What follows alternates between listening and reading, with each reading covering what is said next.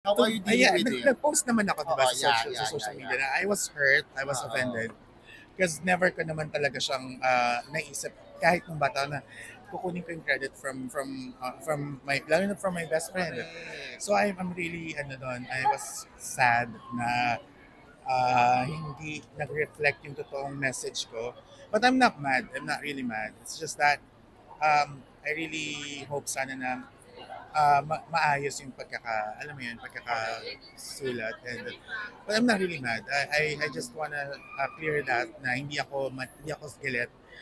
Pero siguro mas mag-iingat pa lang ako ngayon to answer these questions.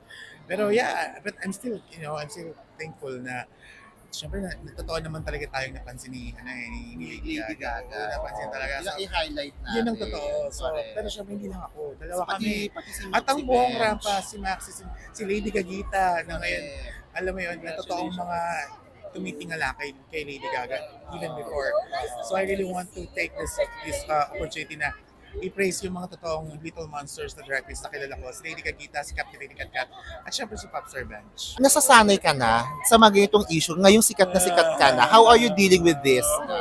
Nung totoo na iyak ako talaga sa mga issues. Pero sabi ko nga, hindi naman, paano ba? Sinabi nila na kung wala ka daw basher, ibig sabihin hindi ka sikat. Pero I'm not really happy with that. So kung pwede nga sana talaga na wala sana. Pero kung part talaga siya, syempre oo naman, tatanggapin ko yun kasi matagal ko tong minanifest, matagal ko tong ginusto. So yeah, makakasanayan ko rin for sure. Saka yung isa na yung sa Shasha Toy, siguro nagiging mas careful ka na pagdating sa mga copyright, mga artists. Yes, diba? oo. Kasi ako I was excited to do that number. So hindi talaga din kami aware na need pala ng gano'n, need pala ipaalam, need pala ng credits.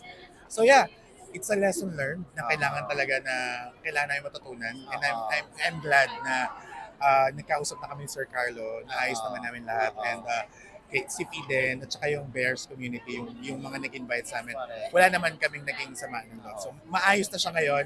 So yan, lesson learned just lang, hindi lang sa akin, sa lahat ng mga tao na alam mo yun, hindi aware na kailangan talaga magpaalam muna.